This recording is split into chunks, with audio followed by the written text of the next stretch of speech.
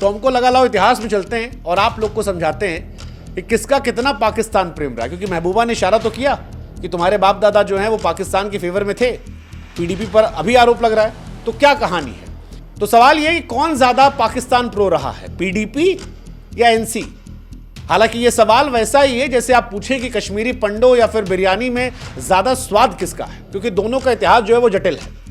तो एक एक करके शुरुआत करते हैं। शेख अब्दुल्ला साहब जो हैं वो 1940-50 के दशक में आज़ादी की बात कर रहे थे, जिसे कुछ लोग पाकिस्तान समर्थक मानते हैं। हालांकि बाद में वो हिंदुस्तान के साथ खड़े हुए। उमर अब्दुल्ला की जहां तक बात है, उमर अब्दुल्ला ने हमेशा जम्मू कश्मीर को भारत का हिस्सा माना। हालांकि आर्टिकल 370 को लेकर उनका हिसाब किताब अलग था, लेकिन इस बार जब ये वॉर हुई है तो वो पूरी तरह से बिल्कुल प्रो इंडियन है, बिल्कुल 100% मतलब किसी भी भारतीय राजनेता से ज्यादा वो इस वक्त हिंदुस्तान की वकालत कर रहे हैं। और जब उन्होंने IWT यानी इंडस वाटर ट्रीटी को कश्मीर साथ धोखा बताया, तो ये भी कहा कि उनकी लॉयल्टी सिर्फ हमारे लिए है, यानी कश्मीर, इंडिया, हमारे स्टेट्स, हमारे सेंट्रल के लिए। तुलबुल प्रोजेक्ट की वकालत की और इनकी राष्ट्रवादी छवि जो है वो और मजबूत हुई। अब बात करते हैं महबूबा की। पीडीपी जो है वो हमेशा से एक पार्टी रही है जो भारत पाकिस्तान के बीच में संवाद चाहती है। पीडीपी को कई लोग ये मानते हैं कि पाकिस्तान को लेकर एक सॉफ्टनेस है, हुर्रियत जैसे तत्वों से वो बातचीत करने की हमेशा बात करती है। और महबूबा ने क्योंकि इंडस वाटर ट्रीटी को लेकर पाकिस्तान का पानी बंद ना करने की बात की, इसलिए बड़ी संख्या में भारत में लोग हैं जो उन्हें पाकिस्तान की भाषा बोलने का आरोप लगा रहे हैं। पीडीपी पर कई बार आरोप लगता है कि शांति मानवता पर जोर है, लेकिन वो पाकिस्तान को लेकर बहुत सॉफ्ट है। ये उन पर एक आरोप लगता है कि पाकिस्तान समर्थक थोड़ा वो है, पाकिस्तान का प्रेम आ जाता है। हालांकि उन्होंने हमेशा संवाद की बात की, लेकिन इस संवाद को ही कई बार पाकिस्तान प्रेम के लिए देखा जाता है। अब भारत पाकिस्तान युद्ध के बीच में उमर अब्दुल्ला की देशभक्ति जो है वो ज्वार पर है, इसको भी कई लोग चर्चा करते हैं। क्योंकि पहलगाम के बाद उमर अब्दुल्ला ने केंद्र सरकार के सख्त कदमों का समर्थन किया। इंडस वाटर ट्रीटी निलंबन हो, तुलबुल प्रोजेक्ट हो, इसकी वकालत ने उनकी राष्ट्रवादी छवि को और मजबूत किया।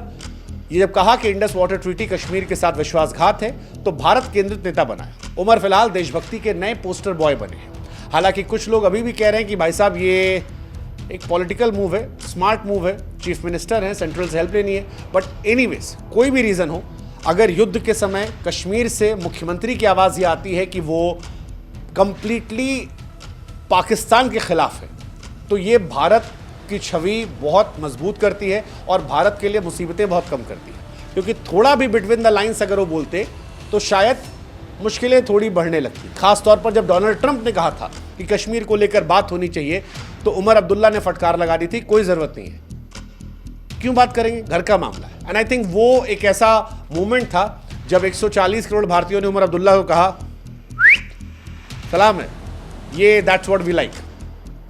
अब दूसरी कहानी कि तुलबुल नेविगेशन प्रोजेक्ट क्या है, जिसको लेकर ये पूरा बवाल मचा है। तो हम आपको बता दें कि झेलम नदी के मुहाने पर प्रस्तावित एक बैराज है। 1984 में इसकी शुरुआत की गई थी। हालांकि 1987 में पाकिस्तान ने विरोध जताया था और इसको बंद कर दिया गया था। पाकिस्तान का यह कहना था कि इंडस वाटर ट्रीटी का ये उल्लंघन करता है क्योंकि ये पानी इकट्ठा करता है। भारत का यह कहना था कि ये नेविगेशन और बिजली के लिए है, ना कि पानी को रोकने के लिए। अब अगर ये होता तो क्या होता? अगर ये बनता तो 100 किलोमीटर लंबा जलमार्ग होता झेलम पर, जिससे कश्मीर में व्यापार, टूरिज्म बढ़ जाता। दूसरा, बिजली काफ़ी ज़्यादा बढ़ती, तो जो ख़ास तौर पर सर्दियों में बिजली की समस्या ना होती। कश्मीर में सिंचाई और स्थानीय हित, यानी कश्मीरियों को और ज़्यादा खेतीबाड़ी करने का मौका मिलता। उमर अब्दुल्ला इसे कश्मीर का हक बताते हैं, महबूबा ने इसे भारत पाकिस्तान तनाव बढ़ाने वाली बात कह दी है। सच कितना गलत कितना पता नहीं, लेकिन फिलहाल यही कहानी यही कि ये पाकिस्तान की वजह से बवाल बना था। झेलम का पानी आज सियासत का मैदान बना है। पूरा ड्रामा कश्मीर की सियासत, भारत पाकिस्तान के तनाव और पानी जैसे संवेदनशील मसलों पर है। उमर अब्दुल्ला जिन्होंने तुलबुल प्रोजेक्ट को उठाकर कश्मीर के हक की बात की है, महबूबा इसे जंग की बात कह रही है। दोनों ने इतिहास को कुरेदा है, सोशल मीडिया पर मौज कटी है।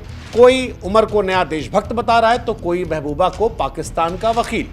लेकिन कहानी यह है कि सोशल मीडिया पर यह बवाल फिलहाल किसी फिल्म से कम नहीं है। लोगों ने तो यहां तक कह दिया कि भैया युद्ध टल गया, लेकिन बॉक्स ऑफिस पर जो ये दंगल शुरू हुआ है, ये आगे आने वाले समय में किस तरफ जाएगा? कश्मीर का हक जीतेगा, महबूबा का ह्यूमन राइट जीतेगा, या सियासत के शोर में मामला दब जाए।